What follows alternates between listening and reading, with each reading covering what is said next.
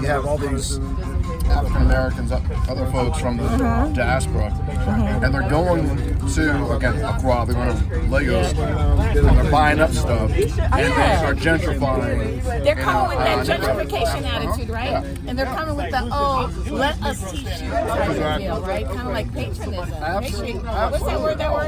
Yeah. Yeah. Like, we know what... patronizing. Patronizing, that's what absolutely. And, we know what, we know what's best. Yeah. And this is... That's in all kind of spaces. That's not even in the, the conscious space or the back to Africa space. It's even in the Hebrew consciousness space. Like, we just woke up and now we're like, we're Judah, so we're going to save everybody. And it's just what this now. These new woke people, they're Judah now, but they negate to go all the way back to Garvey. They negate to go back to the 1920s and say, you're just building on something that your grandparents built on. So sit back, youngster. It almost reminds me of the scripture where it says about the people in the garden, we as the older ones, we shouldn't be mad at them. But sometimes it's like, you new in here, you acting like you done invented it. Okay. Yeah, no, this is great. No, and so I mean, as much as I love and respect Garvey, Garvey did embrace what scholars call civilizationism, right? That he believed that New World Black people had the right not only to go back to the continent, but to rule over supposedly backward African people. See, that's crazy. And even again, there's some parts we gotta give it to Garvey, but then that's that little imperialistic or Western imperial virus. COVID. Eurocentric, thinking, and of course, Garvey, to your point, was building off of previous thinkers, so folks like Blight and folks like Martin Delaney. And he's not even the one who said, look to the east. He just heard that information. He was good at publicizing it. That's why I got to give to Garvey. Oh, absolutely. Yeah, he was a great marketer, kind of like Umar Johnson in a way. Yeah. If we could say, if we were to, not saying that, but say an influencer. Absolutely. And I said it earlier that Garvey was and Garveyism were the two most powerful, potent forces of the Black world during the 20th century and forward, right? So no Garvey, no Rastafari, no Nation of Islam, no Revolutionary Action Movement, no Kwame Nkrumah, no Ghana, Black Power. Can I say for Garvey? May I say no Jamaica? Because there's something in the Jamaican personality, and I think it's because of their juxtaposedness to the Irish. That's why their accent is so more Irish than English, right? This is my horrible, just sitting around thinking, that's kind of cool. But their tenacity just even their tenacity to push something, their tenacity to push an agenda, because it was him. But even Garvey criticized his tenacity. But even the Rastafaris went beyond Garvey to even show, regardless of Garvey's activism. But I think there's something in the essence of the Jamaican maroonish. I personally think Jamaicans, I know they say East Haitians have a large Nigerian population, but Nigeria and Ghana, let's not even get into borders actually. Let's not even go into Berlin conflict. But I feel like Jamaicans have a real Ghanaian-ness about them. Oh yeah. Ghanaians make it happen. Right, and of course in terms of the people that ended up in Jamaica, many of them were from modern day Ghana. Oh, no wonder. See, I didn't know that. That's why the Bobo. Congo. So, Jamaica, of course, Haiti, this rich history of resistance, right? And I got to give it to Jamaica. I found out recently that Bookman came from Jamaica, and they ignited what happened in Haiti. You know what I'm saying? Because of his literacy comprehension of the Bible, of the Quran, and to know to set it off, and he knew what time it was. Absolutely. So, on that, you shockingly are a professor who know what time it is. I try. Yes. You know, some of them don't, huh? She agrees. Tiny T over here. Oh yes. Tiny T, a large river, and a person of peace. She my Rastafari sister of peace. You know, that's what we call her. Sister Samamawi. Oh yeah. That's like peace, right? In Amharic, right? Sister peace. Sister peace. So that's her name. Sister peace. Peace, so sister. They might have thought you were Salam. Yeah. So I'm in Salam hearing all this stuff. But again, back to Garvey.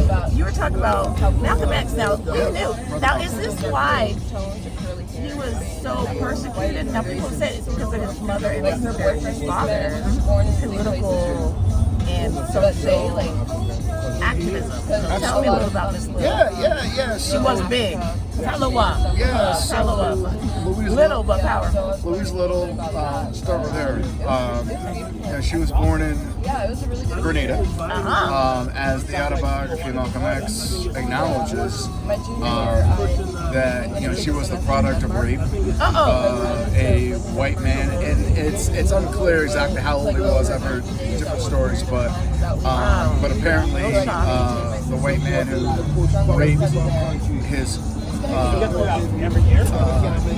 raped Louise's mother had a penchant for sexually assaulting African descendant women, girls. Oh, that was his thing. And Malcolm's mother was Louise's mother, Edith Langdon, was only 11 years old when she was assaulted. She had Louise, her only child, and even though Louise was fair complected, she was, very, very proud of being black. Absolutely. Blackity, black. What's very interesting. That makes me wonder how, a child is very much imprinted in their mother. So the personality. So her mom was like, oh yeah, absolutely. But also what's very interesting and also very, very important is that Louise's grandparents, and this is not in the autobiography, were from Nigeria. They were Nigerians. They were Yoruba. Family claims that they were Muslim, and so they arrived in Grenada around the 1840s or so. But so again, I think what's important is that Louise Little came from a family of African people who were very proud. They emphasized self-reliance, owning their own property, growing their own food. She was multilingual. She spoke French. She spoke patois. She spoke English, of course. So again, from a very dynamic, racially proud family. She moved to Canada in 1917, where she lived for 2 years in Montreal. It was in Montreal where she encountered the Garvey movement for the first time. She joined the Garvey movement through her uncle, Edgerton Langdon, and also, of course, in Montreal is where she met her husband, Earl Little, from Georgia. They came to the States in 1919. They lived in Philadelphia, and by 1921, the Littles, who apparently knew Garvey, they moved out to Omaha, Nebraska, to help build the Garvey movement in Omaha. And why Omaha? Because, as I'm sure you know, Omaha was the site of one of those so-called race riots following the First World War.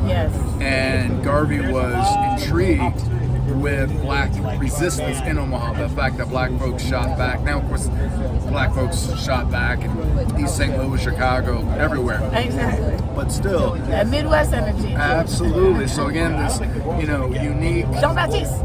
Is that unique economic and political opportunities, while at the same time encountering virulent white supremacy, and not just the white supremacy, but heavy industries, right? So steel, auto, right? yes, right. So So at one level, black folks, black men, earned more money than they could really anywhere else on the planet.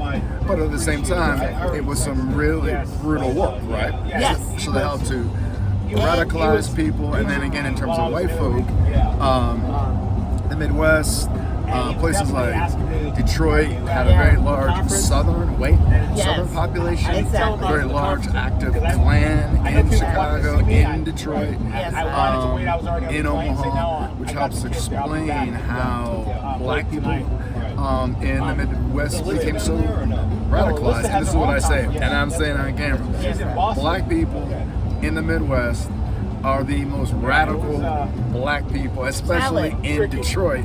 Most radical black people on the planet. Although, yes, I know I'm being a little bit hyperbolic. No, I'm gonna tell you. but you know, I'm a little caveat on that. Yeah. I mean, of course, we don't want to dismiss, overlook, of course, Haiti. No, and this is what I'm saying. And right now, and I'll stop talking. No. You're the professor. We're listening. Hey, I'm talking it right now. No. I'm getting it for free. I'm getting it for free. It's all good. It's all good. I got a question. You're the professor. I'm getting free. But lastly, real quick, Kenya. Right Tell now. it. Right now. Oh my gosh. Oh my goodness, it's so exciting. Oh my goodness. I was there 2 weeks ago. You guys are funny. When the protests. We gonna be learning speaking Swahili. Oh my We gonna speak Swahili as Haitians. Yes. It was actually, what time is it now? It's still morning, so about his Asabuhi. Asabuhi. Means good morning. Good morning. Yes. So, how do they say? Abadayoko. Abadayoko. How are you? And then you would say, what is it? All I know is salami. All I know is salami. Salami. So Professor gonna teach us Swahili too, but you were so excited about the youth protest. Yeah. So young people, they demanded that the president Ruto must go. Oh, he's terrible. I call him. He's awful. Gen Z. He's terrible. He's beyond terrible. At first, I thought he was all right. He came as a snake. He's trying to come and say. Yeah. And Ruto must go. And he's Biden's boy. He's IMF's boy, and also in terms of Haiti, Haiti, a frat boy. sending those Kenyan troops to Haiti is incredibly unpopular. It's a disaster. It's a militia. What is this like? What is this like? It's America gang war? Blackface. That's it. And no, it's that one boy. It's that one cat in your class or in the college that want to be with the boys, the white boys so bad, the frat boys so bad, that they was like, they will do themselves in. That's what they do. You know what I call him? Rotisserie. Rotisserie. Because he's trying to go after barbecue. Absolutely. But okay, that's a joke. Y'all get it? Okay. Now here's my thing about my opinion. Now this is probably an uneducated opinion, but my thing about the Midwestern thing and the tenacity and the gung-ho, the radicalness, it's because of their interaction with French for so long. French were always flippy-floppy on their identity. You're black, now you're a Frenchman, now you're employed, now you're unemployed. You know, they were like, even though I think they were one of the worst slave masters, like at all. So I think the black people, the African people know how to handle, how to flow with them. You feel me? And then we knew how to revolt against them, right? So comes Napoleon and his crazy idea, and then he go and hawk all this Louisiana Purchase because the white boys need some money for his war addiction, right? And you know he's planning on getting that. You know he was planning on getting that territory back, right? It was hawking. He went to a pawn shop and was like, look, I'm gonna give you this territory just for a minute, give me some money, and I'll come back for it. But the U.S. was like, no, sorry, no more flam. That's not gonna happen. Even though they didn't tell him that, right? So I think what happened is this whole Louisiana Purchase got everybody caught up, and then it had the interaction of Anglophone enslaved, Francophone enslaved, and they're dealing with this other type of white supremacy attitude that's coming from the British. You feel me? I mean, I'm not saying white supremacists ain't. I mean, it has this wonderful caveat, but the different countries deal with it different ways. Spain, they white in the South. Hey, let's mix up. So y'all can the Portuguese and Spanish, they tried to mix it up. The French, they mixed it up, but then had their little mulatto bloods. on top of it. And the English was like, no, you can't mix it up unless you're raping her. And who cares? And you're still going to put her out her, him, or whoever. So, you know what I mean? So I think that's why the Midwest is so the underground radical. That is the, like, the tick-tick boom. Like, sitting up there. It is that, because when that revolution happened in Haiti, remember, we were all under France. So we had a oneness. But we knew there was this crazy separation. Jefferson and all this. America was going through it, her expansion. So I think there's something in our genes and our connect that's like, yo, but y'all had to be like on the quiet sit watching. You know what I'm saying? Like, not quiet, but more like industrial tip, kind of embed yourself in the economy in the way that the city functions in the infrastructure, so that it becomes even more devastating when y'all become radicalized or revolt. Yeah, Shocking to people who are under the English for so long. African French were doing that. African people under the French colonialism. Yeah. I would put it a little bit differently, but I hear you. So, again, in terms of the Midwest, why Midwest? The Midwest in the 19th century, late 18th, early 19th century, was really ground zero for U.S. empire making, critical to white settler colonialism, better known as Indian removal, but genocidal, conquest of indigenous people, which really helped to kind of lay the foundation for all this. And in terms of the Louisiana Purchase, you're certainly correct, and Napoleon sold it because he had lost Haiti due to the Haitian Revolution, and of course the Louisiana Purchase was critical really to transforming this country into a continental empire. For production. Labor, wealth, and... I heard at one point an African slave cost more than land. Oh, absolutely. Slavery was the business. It truly was. It's what made Western Europe and the U.S. rich, and which helped to make the African world so poor. Which helped them get their guns. So people that say rich because they're able to purchase the guns, the weaponry, the sophistication of embedding themselves in a society and manipulating all of the resources and all the people. Yeah, and again, transfers of wealth of people and bodies, right? So, you go to Ghana, you go to Cape Coast Castle, you go to Elmina, you see these castles, you go to Goree Island. And you're like, Walmart, man, that was a Walmart of the slave trade. Absolutely, yeah. And those were the first factories. And then, but that wealth, again, we talk about Africans, being brought to the New World, the Americas, but also the same, all that wealth generated, of course, going back to Europe, going to Amsterdam, going to London, going to Marseille, going to Nantes, going to Manchester. And let's not forget all the Liverpool. Artifacts that they've stolen, and the art, and the loot, and then. But here's the thing: people don't realize that slave trade was the first sex and drug trade ever. Sugar was the biggest import. But I was shocked to find out. Well, the sugar import wasn't for the gâteau or for the cake; it was for the rum. Yes. So the fentanyl of the day was alcohol to keep them doing this craziness. And as we know, alcohol is no joke. Yeah, that's true. They didn't have water. They're like, give me a rum. Can you imagine? That's true. Yep. So here we're enslaved by drug addicts. What's going on? To sugar and salt. Oh, was it the little Barbie tour I gave you? Yeah, she's still. We're gonna stop. We're gonna pause for the cause because my brain is burning. Professor's gonna get me thinking more. But this is great conversation. I'm just warming up. Can I ask you why do you film your conversations or record this is part them? of our organization. I run a nonprofit organization that came out of the University of New Mexico.